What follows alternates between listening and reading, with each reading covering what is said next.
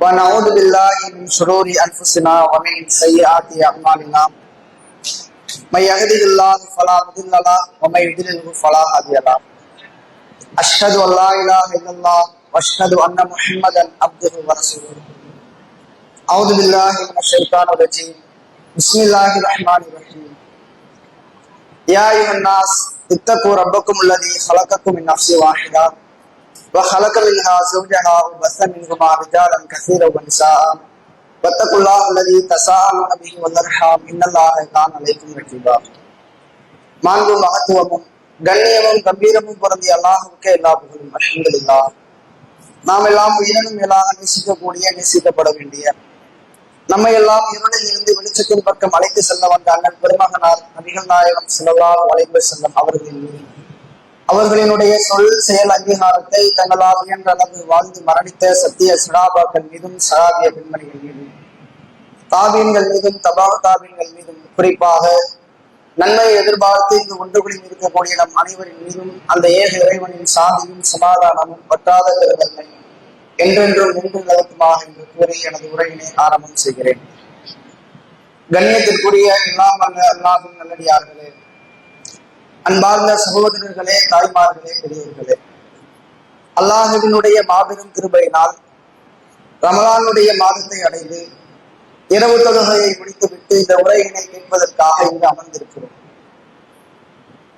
உண்மையான முஸ்லிம் யார் என்ற தலைப்பின் கீழாக முஸ்லிமினுடைய ஆரம்ப வாழ்க்கையான மரணத்தை குறித்தும் மரணத்தை நோக்கி பயணிக்கின்ற நாம் இந்த உலக மோகத்தில் விழுந்துவிடக் கூடாது என்பதற்காக உலகம் என்பது அற்பமானது என்பது குறித்தும் இன்னும் உலகத்தின் மோகத்தில் விடக்கூடாத நாம் எப்படி காலத்தை பயன்படுத்த வேண்டும் என்பதற்காக நமக்கு அவகாசம் அளிக்கப்பட்ட காலத்தை நாம் நன்மையில் பயன்படுத்தினோமா நஷ்டத்தில் பயன்படுத்தினோமா என்பதை குறித்தும் சில தகவல்களை பார்த்தோம். அதனுடைய தொடர்ச்சியாக இறைவன் மனிதர்களுக்கு கற்றுத்தரக்கூடிய பாடங்களையும் வாழ்க்கை வழிகாட்டுதல்களையும் பற்றி இந்த உரையிலே பார்ப்போம். இந்த உலகத்தை பொறுத்தவரையில் பொதுவாக மனிதர்கள் அவர்களுடைய வாழ்க்கையின் கணக்குகள் அவர்களுடைய எதிர்கால கணக்குகள் என்னவென்று சொன்னால், முதலில் இந்த உலகத்தில் பிறப்போம், அதன் பிறகு தவழ்வதற்கு ஆரம்பிப்போம், அதன் பிறகு நடப்போம், அதன் பிறகு பேசுவதற்கு ஆரம்பிப்போம், அதன் பிறகு பள்ளிக்கூடம் செல்ல வேண்டும், பள்ளிக்கூடத்திற்கு சென்றால் அதன் பிறகு கல்லூரி செல்ல வேண்டும், கல்லூரிக்கு சென்றால் அதன் பிறகு தொழிலதிபராக அல்லது ஒரு நல்ல வேலையில் போய் சேர வேண்டும், நல்ல வேலையில் சேர்ந்து நல்ல ஊதியத்தை பெற்று நாம் ஒரு அழகான பெண்ணை திருமணம் செய்ய வேண்டும். அப்படி திருமணம் செய்த பிறகு நாம் 2 பிள்ளைகளை பெற்றுக்கொள்ள வேண்டும். நாம் இருவர், நமக்கு இருவர், ஒரு ஆண் குழந்தை, ஒரு பெண் குழந்தை. பெண் குழந்தை தனது மனைவியை போலவும் ஆண் குழந்தை தன்னை போலவும் இருக்கணும். அந்த குழந்தைகளை பள்ளிக்கூடத்தில் சேர்க்கணும், அந்த குழந்தைகள் கல்லூரி படிக்கணும், அந்த குழந்தைகள் கல்யாணம் செய்து அவர்களுக்கு பிள்ளைகள் பிறக்கணும். இப்படித்தான் பேரன் பேத்திகளை எடுத்த பிறகு மரணத்திற்கு தயாராகணும். மரணத்திற்கு தயாராகணும்னா நமது பிள்ளைகளுக்கு நமது பேரன் பேத்திகளுக்கு சொத்துக்களை சேகரிப்பது, அவர்களுக்கென்று வீடுகள் இருக்கணும், வியாபாரம் இருக்கணும், அவர்களுக்கென்று சொத்துக்களை சேர்த்து வைத்துவிட்டு நாம் மரணிக்க தயாராவது. இதுதான் உலக மக்கள் அனைவரினுடைய ஒரு கணக்கு. மனிதன் என்றால் அவனுடைய வாழ்க்கையில் இதுவெல்லாம் இருக்கும், இதுவெல்லாம் கண்டிப்பாக நிச்சயமாக இருக்கும் என்று நம்பிக்கொண்டிருக்கிறார். இஸ்லாமியர்களும் இந்த நம்பிக்கையில் இருக்கிறார்கள். பிறப்பதிலிருந்து இறப்பு வரை உள்ள வாழ்க்கை என்றால் பேரன் பேத்தி எடுத்த பிறகுதான் முடியும், இப்படி நம்பிக்கொண்டு இருக்கிறோம். இப்படி நம்பக்கூடியவர்களினுடைய வாழ்க்கையில் அவர்கள் செய்யக்கூடிய தொழிலில் வியாபாரத்தில் ஒரு நஷ்டம் ஏற்படும் பொழுது அவர்களால் அதை தாங்கிக் கொள்ள முடியாது. ஏன்னா அவர்களுடைய எதிர்பார்ப்புகள் எல்லாம் 40 வருடத்தை கடந்திருக்குது. நாம் செல்வ செழிப்பாக வாழணும், சொத்துக்களை சேகரிக்கணும், பிள்ளைகளுக்கென்று பேரன்களுக்கென்று சொத்துக்களை குவிக்கணும் என்ற எதிர்பார்ப்பில் தனக்கு ஒரு இழப்பு ஏற்படும் பொழுது அவர்களால் அதை தாங்கிக் கொள்ள முடியலாம். அதே போன்று தன்னுடைய உறவினர்களுக்கு மத்தியில் ஏதேனும் ஒரு மரணம் நிகழ்ந்து விட்டால், தனது பிள்ளைகளோ தனது பெற்றோர்களோ மரணித்து விட்டால் அதை அவர்களால் தாங்கிக் கொள்ள முடியாது. அதே போன்று யாரேனும் ஒருவர் நோயினால் பாதிக்கப்பட்டு விட்டால் அவர்களை மருத்துவமனைக்கு அழைத்து சென்றால் அதையும் இந்த மனிதர்களால் தாங்கிக் கொள்ள முடியாது. இப்படி அவர்களுக்கு பல்வேறு கட்ட சோதனைகள் வரும் பொழுது, பல்வேறு கட்ட வேதனைகள் வரும் பொழுது அவர்கள் என்ன செய்கிறார்கள்?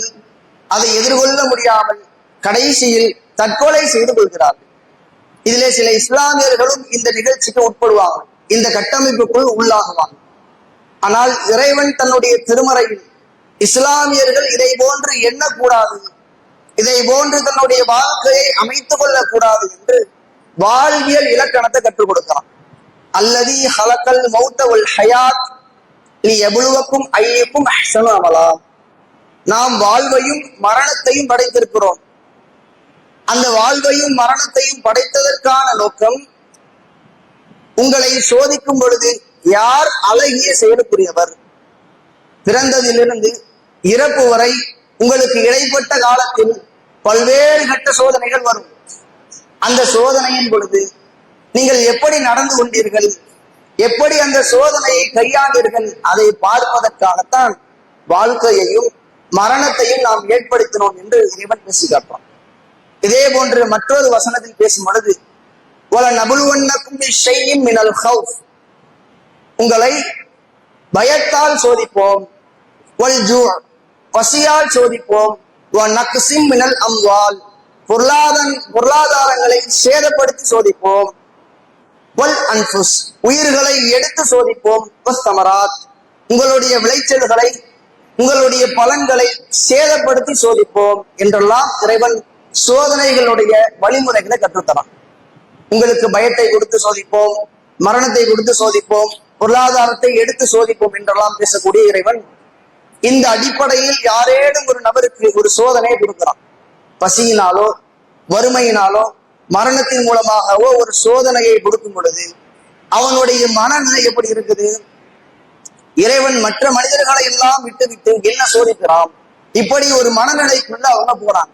இப்படி இருக்கக்கூடிய மனிதர்கள் பார்க்க வேண்டிய ஒரு விஷயம் என்னன்னா, காசாவினுடைய பகுதியில் இந்த அனைத்து சோதனைகளும் நடந்து கொண்டிருக்குது. இறைவன் சொன்ன இந்த வசனம் அந்த காசா பகுதியில எழுதப்பட்டு கொண்டு இருக்குது. பசியின் மூலம் சோதனை. இன்னைக்கு ரமலானுடைய மாதத்தில் இருக்கின்ற நாம் நோன்பு திறப்பதற்காக எத்தனையோ உணவுகளை தயார்படுத்தி வைத்திருக்கிறோம். இதை நாம கடந்த நாள் சாப்பிட்டாச்சு, இதன் பிறகு வேறு புதுவிதமான உணவு என்ன சாப்பிடலாம் அப்படின்னு யோசிக்கிறோம். ஆனால் அந்த பகுதியில இருக்கக்கூடியவர்கள், அவர்களுக்கு அந்த வாய்ப்பு கிடையாது. நோன்பு கல்வி கிடைப்பதே மிகவும் கடுமையான சூழல். அப்படி இருக்கும் பொழுது ஒரு நபர், அவருக்கு ஒரு கோதுமை பை கிடைச்சிருச்சு, கோதுமை மாவு இருக்கக்கூடிய பை கிடைச்சிருச்சு. துள்ளி குதிக்கிறார் சந்தோஷத்துல. ஏன் தெரியுமா? அவ்வளவு வறுமை, அவ்வளவு பசி, அவ்வளவு கடுமையான வறுமையிலே ஒரு 10 கிலோ இருக்கக்கூடிய கோதுமை மாவு கிடைத்ததும் என்னமோ பெரிய காரு கிடைத்தது போல், வீடு கிடைத்தது போல் அவ்வளவு சந்தோஷம் கொள்கிறார். இப்படி அந்த மக்களை இறைவன் பசியால் சோதிக்கிறார். அதே போன்று அவர்களுடைய பொருளாதாரங்களை சேதப்படுத்தி சோதிக்கிறார். அவர்களுடைய வீடு பறிபோனது, அவர்களுடைய உரிமைகள் பறிபோனது, அவர்களுடைய சொத்துக்கள் பறிபோனது, இன்னும் அவர்களுடைய உயிர்களும் பறிபோய் கொண்டிருக்குது. ஒரு சின்ன குழந்தை 7 வயசு இருக்கும். அந்த குழந்தையை அழைத்து கொண்டு போகிறார்கள். எதற்கு தெரியுமா? பர்த்டே செலிப்ரேஷன் கிடையாது, சர்ப்ரைஸ் பண்றது கிடையாது. அந்த தந்தையை கூட்டிட்டு போய் காட்டுறாங்க. அந்த தந்தை கஃன் துணியிடப்பட்டு தரையிலேயே படுத்திருக்கிறான். அதை பார்த்தவுடன் அந்த குழந்தை கண்ணீர் விட்டு அழுகுது. தன்னுடைய வாப்பாவை, தன்னை வளர்த்த தந்தையை எந்த ஒரு கோலத்துல பார்த்து தெரியுமா? அந்த குழந்தை அப்படி கண்ணீர் விட்டு அழுகுது. சிறிய குழந்தை அதை எப்படி எடுத்துக்கொள்ளும்? எவ்வளவு வலியாக இருக்கும், எவ்வளவு வேதனையாக இருக்கும், யோசித்து பாருங்க. இதே போன்று ஒரு பெண்மணி தன்னுடைய குழந்தையை கையில் வைத்திருக்கிறார்கள். எந்த நிலையில்னா, அந்த குழந்தை, கை குழந்தை கஃனிடப்பட்டு இருக்கு, மூத்தா பேஸ் கொலை செய்து விட்டார்கள். அந்த குழந்தையை தன்னுடைய கையில் வைத்திருக்கிறார். அந்த பெண்மணியினுடைய கை நடுங்குகிறது, கால் நடுங்குகிறது. யாரிடமோ மொபைல்ல பேசிக்கிட்டு இருக்கிறாங்க, அழுது கொண்டிருக்கிறாங்க, கதறி கொண்டிருக்கிறாங்க. இதே போன்று மரணத்தை கொண்டு அங்க இருக்கிற மக்களை சோதிச்சுக்கிட்டு இருக்கிறான். அந்த காசாவில் இருக்கக்கூடிய மக்களுக்கு எல்லா சோதனைகளும் வந்து விட்டது. பசியின் மூலம் சோதனை, வறுமையின் மூலம் சோதனை, மரணத்தின் மூலம் சோதனை. இப்படி எல்லா சோதனைகளும் அங்க இருக்கக்கூடிய மக்களுக்கு நிகழ்ந்து கொண்டு இருக்கு. இதே போன்று இறைவன் சொன்ன அடிப்படையில் இஸ்லாமியனாக இருக்கக்கூடிய நமக்கு ஒரு சோதனை வருது. பசியின் மூலமாகவோ, வறுமை மூலமாகவோ, நோயின் மூலமாகவோ ஒரு சோதனை வரும் பொழுது நாம என்ன சொல்லுகிறோம்? நான் தொழுகையை செய்கிறேன், வணக்கத்தை செய்கிறேன், ஜகாத்து கொடுக்கிறேன், இருந்தாலும் என்னை ஏன் இறைவன் சோதிக்கிறான், எனக்கு மட்டும் ஏன் இந்த சோதனை வருகிறது என்று நாம் எண்ணுகிறோம். ஆனால் அது உண்மை கிடையாது. இறைவன் நபிமார்களை சோதித்தான், நபி தோழர்களை சோதித்தான், நபி தோழர்களை சோதித்தான். அல்லாஹ்வினுடைய உற்ற தோழர் இப்ராஹிமை சோதித்தான். உலக மக்கள் அனைவருக்கும் உத்தம தூதர் அல்லாஹ்வினுடைய தூதர் அவர்களை சோதித்தான். பசியின் மூலம் நபிகளாரை சோதித்தான். அகல் யுத்தத்தை எடுத்துக்கிறங்களேன், அல்லாஹ்வினுடைய தூதர் அவர்களுக்கு ஒரு செய்தி வருது. கூட்டுப்படை எதிரிகள் எல்லாம் ஒன்று சேர்ந்து முஸ்லிம்களை அழிக்க வேண்டும் என்று கூட்டாக திரள்கிறார்கள். அந்த சமயம் ஒரு யோசனை, நாம் நமது பகுதியை சுற்றி குழி தோண்டி வைத்து விடுவோம், அந்த குழிக்கு அப்பால் என்று எதிரிகள் தாக்குவார்கள், நாம் எதிர் தாக்குதல் செய்வோம் என்ற ஒரு யோசனை அவர்கள் அதன் மூலமாக குழி தோண்ட ஆரம்பிக்கிறாங்க. இப்படி குழி தோண்டும் பொழுது காலை பொழுது, கடும் குளிர், கடும் பசி. இதனால் நபி தோழர்கள் அல்லாஹ்வினுடைய தூதரிடத்தில் ஒன்றை சொல்றாங்க, ஷகவுனா இலா ரசூலுல்லாஹி ஸல்லல்லாஹு அலைஹி வஸல்லம் அல் ஜூஅ. அந்த நபி தோழர்கள் அல்லாஹ்வினுடைய தூதரிடத்தில் பசியை எடுத்து சொல்றாங்க. அல்லாஹ்வினுடைய தூதரே, எங்களுக்கு பசிக்குது. வரஃபஅனா அல் புதூனினா அன் ஹஜரின் ஹஜர். அவர்கள் தங்களுடைய வயிற்றுகளில் கட்டப்பட்டிருந்த ஒரு கல்லை காட்டினார்கள். எங்களுக்கு கடுமையான பசியாக இருக்குது, அதனால் எங்களுடைய வயிறுகளில் ஒரு கல்லை கட்டியிருக்கிறோம் என்று அந்த மக்கள் அல்லாஹ்வினுடைய தூதரிடத்தில் முறையிடுறாங்க. அப்பொழுது நபிகளார் சொன்னாங்க, ஃபரஃபஅ ரசூலுல்லாஹி ஸல்லல்லாஹு அலைஹி வஸல்லம் அன் ஹஜரைன். அல்லாஹ்வினுடைய தூதர் அவர்கள், அல்லாஹ்வினுடைய உற்ற தோழர் தன்னுடைய வயிற்றில் 2 கற்களை கட்டியிருப்பதை காட்டுறாங்க. உங்களுக்காவது ஒரு கல்லு, என்னுடைய பசியின் கோர தாண்டவம், நான் 2 கற்களை கட்டியிருக்கிறேன் என்று அல்லாஹ்வுடைய தூதர் அவங்க சொல்றாங்க.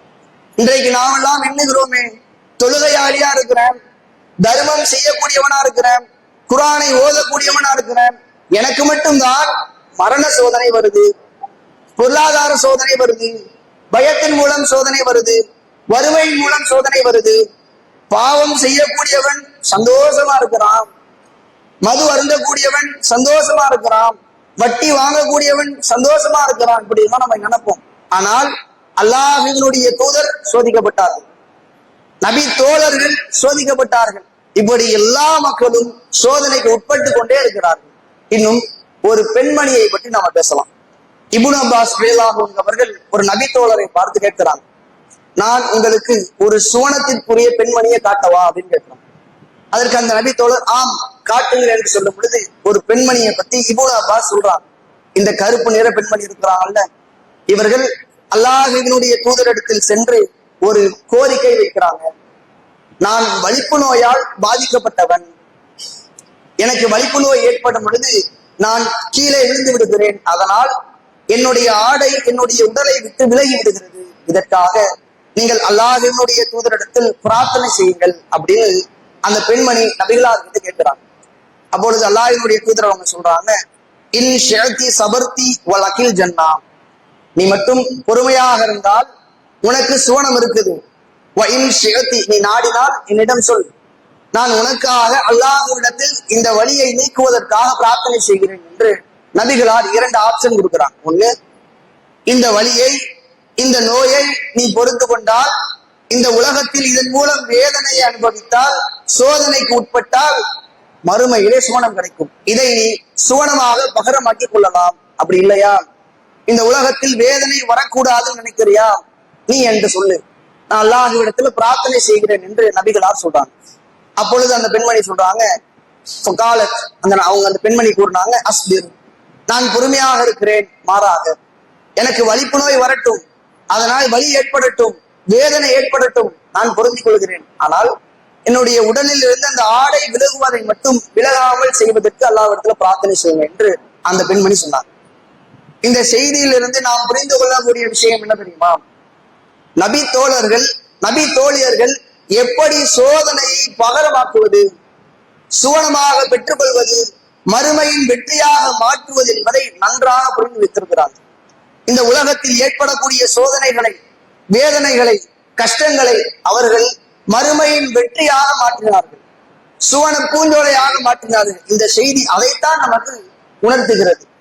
வலிப்பு நோயில் இருக்கும் பொழுது அந்த வலிப்பு நோய்க்கு பகரமாக உங்களுக்கு அல்லாஹ் சுவனத்தை தருவான் என்று நபிகளார் சொன்னவுடன் அந்த பெண்மணி அதை ஏற்றுக்கொள்றாங்க. இந்த நோயை நான் பொறுத்துக் கொள்கிறேன், இந்த நோயோடு நான் வாழ்கிறேன், மரணிக்கும் வரை இந்த நோய் இருக்கட்டும், ஆனால் மறுமையில் எனக்கு சுவனம் வேண்டும் என்று அந்த பெண்மணி அல்லாஹ்வுடைய தூதரிடத்தில் சொல்றாங்க. அப்படி இது போன்று நபிகளாரும் சரி, நபி தோழர்களும் சரி, நபி தோழியர்களும் சரி கடுமையான சோதனைகளால் சோதிக்கப்பட்டாங்க. இப்படியெல்லாம் நாம் செய்திகளை பார்ப்போம், ஹதீஸ்களை பார்ப்போம், குர்ஆன் வசனங்களை பார்ப்போம். நம்மளுடைய உள்ளத்தில் பலருக்கு என்ன தோன்றும்னா, இன்ஷா அல்லாஹ் இனிமே வரக்கூடிய நாட்களில் எவ்வளவு சோதனைகள் வந்தாலும், எவ்வளவு கஷ்டங்கள் வந்தாலும் அல்லாஹ்வுக்காக பொறுமையா இருப்போம், அல்லாஹ்வுக்காக அதை ஏற்றுக்கொள்வோம், இதை மறுமையில் அல்லாஹ் நன்மையாக தரலாம் என்று ஒரு எண்ணம் வரும். சிலருக்கு ஷைத்தான் என்ன தெரியுமா செய்வான், மாற்றுதலாக ஒரு எண்ணத்தை போடுவான். அது எப்படி நம்மளால இந்த சோதனைகளை பொறுத்துக் கொள்ள முடியும்? அவர் அல்லாஹ்வினுடைய தூதர், அந்த தோழர்கள் நபிகளாரோடு வாழ்ந்தவர்கள், நபிகளாரை பார்த்தவர்கள், நபிகளாரோடு பேசியவர்கள், அவர்களால் சோதனைகளை பொறுத்துக் கொள்ள முடியும். நாம் சாதாரண மனிதர்கள், சராசரியாக வாழ்க்கையை கடத்தக்கூடியவர்கள். நமக்கு சோதனை வந்தால், நமக்கு கஷ்டம் வந்தால் நம்மால் அதை பொறுத்து கொள்ள முடியாது என்று ஒரு எண்ணம் வரலாம். இப்படி யோசிக்கக்கூடிய மக்களுக்காக ஒரு செய்தி. சகாபாக்களை பற்றி கிடையாது, நபி தோழர்களை பற்றி கிடையாது, ஒரு சராசரியான ஒரு பெண்மணியை பற்றி, நம்மை போல் இந்த காலகட்டத்தில் வாழக்கூடிய ஒரு பெண்மணி. இன்றைக்கு பெரும்பான்மையான மக்கள் என்ன நினைப்பாங்கன்னா, சில அமல்களை அற்பமாக கருதுவாங்க. நாம துண்டு பிரசுரம் கொடுக்கிறோம், இந்த துண்டு பிரசுரத்தின் மூலம் யாராவது இஸ்லாத்தை ஏற்றுக்கொள்வாங்களா? நாம சுவரொட்டிகள் ஒட்டுவோம், இந்த சுவரொட்டிகள் மூலம் யாராவது மார்க்கத்தை அறிந்து கொள்வார்களா? தொலைக்காட்சிகளில் பயான் நிகழ்ச்சிகள் போடுவோம், இந்த நிகழ்ச்சிகள் மூலம் யாராவது ஏகத்துவத்தை ஏற்றுக்கொள்வாங்களா? இப்படி எல்லாம் நாம் யோசிப்போம், சிலர் நினைக்கலாம். ஆனால் இந்த தொலைக்காட்சி நிகழ்ச்சிகளின் மூலம் ஒரு குடும்பமே ஏகத்துவ கொள்கைக்கு வந்தது. ஆரம்ப காலம் ஒரு பெண்மணி இணை வைப்பு கொள்கையில இருக்கிறாங்க, மார்க்கத்துக்கு முரணான காரியங்கள் சிலவற்றை செய்கிறாங்க. இந்த பயான் நிகழ்ச்சிகளை பார்க்கிறாங்க, இரவு 9 மணிக்கு தொலைக்காட்சியில் வரக்கூடிய பயான் நிகழ்ச்சிகளை பார்க்கிறாங்க. முதலில் அவர்களுடைய உள்ளத்தில் ஏகத்துவம் வருது. முதல் எண்ணம் என்ன தெரியுமா? வரதட்சணை வாங்கக்கூடாது. அந்த பெண்மணியினுடைய கணவர் வற்புறுத்துறாங்க, வரதட்சணை வாங்கணும். அவங்களுடைய குடும்ப உறவினர்கள் வற்புறுத்துறாங்க, வரதட்சணை வாங்கணும். சண்டை போடுகிறார்கள், பேசுகிறார்கள், ஏசுகிறார்கள், பேசாமல் இருக்கிறார்கள். அந்த பெண்மணி அசரல். அல்லாஹ் சொன்ன மார்க்கம், நபிகளார் காட்டி தந்த வழிமுறை, மகர் கொடுத்துதான் திருமணம் செய்வேன், வரதட்சணை வாங்க மாட்டேன் என்று சொன்னார்கள். அதன்படி நடந்தார்கள், மகர் கொடுத்து திருமணம் செய்கிறார். முதலில் அந்த பெண்மணி மட்டும்தான் அவர்களுடைய குடும்பத்தில் ஏகத்துவத்தை ஏற்றுக்கொண்டார். எல்லா விஷயங்களுக்கும் ஹதீஸ் எடுத்து காட்டுறாங்க, எல்லா விஷயங்களுக்கும் வசனத்தை எடுத்து போடுறாங்க, எல்லா விஷயங்களுக்கும் பயான் எடுத்து காட்டுறாங்க. இப்படி இருக்கும் பொழுது முதலில் அவருடைய மூத்த மகன் கொள்கைக்குள்ள வராங்க, அடுத்தது அடுத்த மகன் கொள்கைக்குள்ள வராங்க, அடுத்து அவருடைய பெண் பிள்ளை கொள்கைக்குள்ள வராங்க, அடுத்து 2 மகன்களும் கொள்கைக்குள்ள வராங்க, அதன் பிறகு அவருடைய கணவரும் கொள்கைக்குள்ள வராங்க. இப்படி இருக்கும் பொழுது அவர்கள் கொள்கையை ஏற்றுவிட்டார்கள். ஆனால் அவர்கள் வாழக்கூடிய ஊர் எப்படிப்பட்டது தெரியுமா? ஏகத்துவத்தை எதிர்க்கக்கூடிய கோட்டை, இணை வைப்பு கோட்டை. நல்லதை சொல்ல முடியாது, தீமையை தடுக்க முடியாது. அப்படிப்பட்ட ஒரு ஊர்ல அந்த குடும்பம் மட்டும் ஏகத்துவ கொள்கைக்குள்ள வந்துருச்சு. பல்வேறு மார்க்க பயான்கள் பண்றாங்க, பிரச்சாரங்கள் பண்றாங்க, அவங்களும் எதிர்ப்புகளை தெரிவிக்கிறாங்க. எந்த அளவுக்குன்னா, இந்த நபருடைய கடைக்கு நீங்க போகாதீங்க, இவரோட வியாபாரம் வைத்துக் கொள்ளாதீங்க, இவருக்கு கொடுக்கல் வாங்கல் வைத்துக் கொள்ளாதீங்க, இப்படின்னு எதிர்க்கிற அளவுக்கு அவங்களால முடிஞ்சதை பண்றாங்க. இப்படி இருக்கக்கூடிய ஒரு நேரம் இறைவன் சொன்னான் அல்லவா, மரணத்தின் மூலம் சோதிப்போம். அந்த குடும்ப தலைவர் அல்லாஹ் தூக்குறான். எந்த பெண்மணி போராடி தன்னுடைய கணவரை மார்க்கத்திற்குள்ள கொண்டு வந்தாங்களோ, கொள்கைக்குள்ள கொண்டு வந்தாங்களோ, அந்த கணவரை அல்லாஹ் தூக்குறான். அப்படி தூக்குன அப்புறம் அங்க எப்போதும் எல்லா ஊர்களிலும் நடக்கக்கூடிய அதே பிரச்சனை நடக்குது. நாங்கள் அடக்குவதற்கு இடம் தர மாட்டோம், அடக்குனால் விதத்துக்கு செஞ்சுதான் நாங்கள் அடக்குவோம், இப்படி எல்லாம் பிரச்சனைகள் போகுது. அந்த சமயம் மிகவும் கடுமையான சூழல். வெளியூரில் இருக்கக்கூடிய மகன்கள் எல்லாம் வராங்க, ஃப்ரீசர் பாக்ஸ்ல ஏதோ பிரச்சனை, அதனால ஜனாசா கொஞ்சம் கொஞ்சமாக ஊதி கொண்டே போகுது, அப்படின்னா பெருசாகிக்கிட்டே போகுது. இப்படி இருக்கக்கூடிய சூழலில் அந்த மகன்களை அலைய விடுகிறார்கள். அங்க போய் ஒரு பேசுறாங்க, இங்க போய் பேசுறாங்க, இங்க போய் சமாதானம் பேசுறாங்க, இந்த மாதிரி அடக்கம் பண்ணுவோம் அப்படின்னு காலதாமதம் ஆகிக்கொண்டே இருக்குது. இறுதியாக அந்த மனைவி தன்னுடைய கணவரை பார்க்கிறார்கள். ஜனாசாவா இருக்கும் பொழுது அந்த ஜனாசா அந்த கணவருடைய கண்களில் இருந்து ரத்தம் வருது, அவர்களுடைய வாய்களில் இருந்து ரத்தம் வருது, அவர்களுடைய காதுகளில் இருந்து ரத்தம் வருது, அவர்களுடைய மூக்குகளில் இருந்து ரத்தம் வருது, அவர்களுடைய வயிறு ஊதிக்கொண்டே போகுது, பெரிதாகி கொண்டே போகுது. அந்த மனைவி பார்க்கிறாங்க. 50 வருடம் 60 வருடம் அன்புகளை பரிமாறிக்கொண்ட உறவு, 50 வருடம் 60 வருடம் சண்டை போட்ட உறவு, 50 வருடம் 60 வருடம் போராடிய உறவு, எல்லா பிரச்சனைகளிலும் எல்லா சந்தோஷங்களிலும் பங்கு கொண்ட உறவு. இறுதியாக பார்க்கும் பொழுது தன்னுடைய கணவர், அவருடைய மரணம், அவருடைய உடல், வாய்களில் ரத்தம், கண்களில் ரத்தம், மூக்குகளில் ரத்தம், உடல் முழுவதும் இருக்கக்கூடிய துவாரங்களில் இருந்து ரத்தம் வடிந்தோடி கொண்டே இருக்குது. உடலும் பெரிதாகி கொண்டே இருக்குது. பார்த்துக்கிட்டே இருக்கிறாங்க. எல்லோரும் எண்ணுகிறார்கள், எல்லா உறவினர்களும் பேசுகிறார்கள், ஏன் இப்படி பண்றீங்க? ஜனாசாவை போட்டு வச்சுட்டு இப்படி விளையாண்டுகிட்டு இருக்கீங்க, போங்க, என்ன சொல்றாங்களோ கேளுங்க. அந்த பெண்மணி சொன்ன வார்த்தை என்ன தெரியுமா? என்னுடைய கணவர் வாழும் பொழுது ஏகத்துவத்தில் வாழ்ந்தார், மரணிக்கும் பொழுது ஏகத்துவத்தில் மரணித்தார், அதே போன்று கபரிலே வைக்கும் பொழுது ஏகத்துவத்தில் தான் வைப்போம். நீங்கள் எல்லாம் இந்த உடலை பார்க்கிறீர்கள், இந்த உடல் கபருக்குள் வைத்த பிறகு என்ன நடக்கும்? அதேதான் இப்ப நடக்குது. எனக்கு உடலை குறித்து எந்த ஒரு கவலையும் கிடையாது, எனக்கு ரூஹ் தான் முக்கியம். நாங்கள் இந்த உடலுக்காக போராடவில்லை, இந்த ரூஹுக்காக போராடுகிறோம் என்று ஒரு பெண்மணி சொல்றாங்க. எப்பேற்பட்ட சோதனை, எப்பேற்பட்ட சூழ்நிலை, எல்லோரும் மனசை மாத்துறாங்க. அப்படி போய் பண்ணிருங்க, இப்படி பண்ணிருங்க. ஏன் இந்த வேலை? இவ்வளவு பிரச்சனைகள் வருது, இவ்வளவு சோதனைகள் வருது, நம்மளால பார்க்க முடியுமா, தாங்கிக் கொள்ள முடியுமா? அசரலைய எப்பேற்பட்ட சோதனை வந்தாலும், எவ்வளவு பிரச்சனைகள் வந்தாலும் ஏகத்துவத்தை ஏற்றுவிட்டேன், அந்த ஏகத்துவத்தில் தான் விருது சடங்கு நடக்கும். இறுதியிலே என்னுடைய கணவரின் ஜனாசா ஏகத்துவத்தில் தான் அடக்கம் செய்யப்படும் என்று உறுதியாக நின்றார்கள். அதே போன்று யார் அடக்கம் செய்ய இடம் தரமாட்டோம் என்று சொன்னார்களோ அதே இடத்தில் அவர்கள் வழி கொடுத்தார்கள், அடக்கம் செய்யப்பட்டது. நபி தோழர்கள் பொறுமையாக இருப்பார்கள், நபி தோழியர்கள் பொறுமையாக இருப்பார்கள் என்று நாம் பேசக்கூடாது. ஏகத்துவ கொள்கையை ஏற்றால், உண்மையான முஸ்லிம் என்றால், எத்தனை சோதனை வந்தாலும், பயம் வந்தாலும், பசி வந்தாலும், வறுமை வந்தாலும், வேதனை வந்தாலும், நோய் வந்தாலும், உண்மையான முஸ்லிம் என்றால் சோதனையிலே பொறுமை காக்க வேண்டும். ஏன்னா அல்லாஹ் என்ன தெரியுமா சொல்றார்?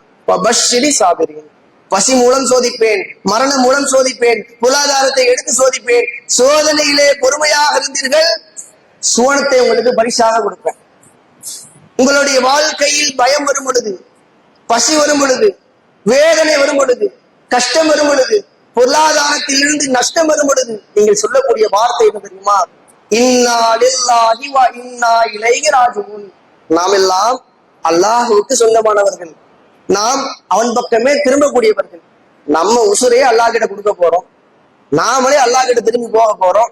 நம்ம சொத்து போனா என்ன, நம்ம கணவர் போனா என்ன, நம்ம வாழ்க்கை போனா என்ன, நம்ம வீடு போனா என்ன, இப்படின்ற ஒரு எண்ண ஓட்டம் நம்மளுடைய மக்களுக்கு மத்தியில இருக்கு. உண்மையான முஸ்லீம் என்றால் எல்லா கஷ்டங்களிலும் எல்லா வேதனைகளிலும் இன்னா லில்லாஹி வ இன்னா இலைஹி ராஜிஊன் சொல்லுவோம். ஏன்னா அல்லாஹ் தன்னுடைய திருமறையில் சொல்லும் பொழுது, இதா அஸாபத்துஹும் முஸீபா, அவர்களுக்கு சோதனை வரும் பொழுதெல்லாம் காலு, அவர்கள் கூறுவார்கள், இன்னா லில்லாஹி வ இன்னா இலைஹி ராஜிஊன், உலாயிக முஹ்ததூன், அவர்கள் தான் நேர் வழி பெற்றவர்கள், அவர்கள் தான் உண்மையிலேயே இஸ்லாமியர்கள் என்று அல்லாஹ் டிக்ளேர் பண்றான். இஸ்லாமிய மார்க்கத்தை ஏற்றவர்கள், ஏகத்துவத்தில் பயணிக்கக்கூடியவர்கள். அதே போன்று எத்தனை சோதனை வந்தாலும், எத்தனை வேதனை வந்தாலும், எவ்வளவு கஷ்டம் வந்தாலும் இன்னா லில்லாஹி வ இன்னா இலைஹி ராஜிஊன் என்று சொன்னவர்களாக பொறுமையோடு அதை நாம கையாண்டால் மறுமையிலே நமக்கு சுவனம் கிடைக்கும் என்று கூறி எனது உரையை நிறைவு செய்கிறேன். அஸ்ஸலாமு அலைக்கும் வரஹ்மத்துல்லாஹி வபரகாத்துஹு.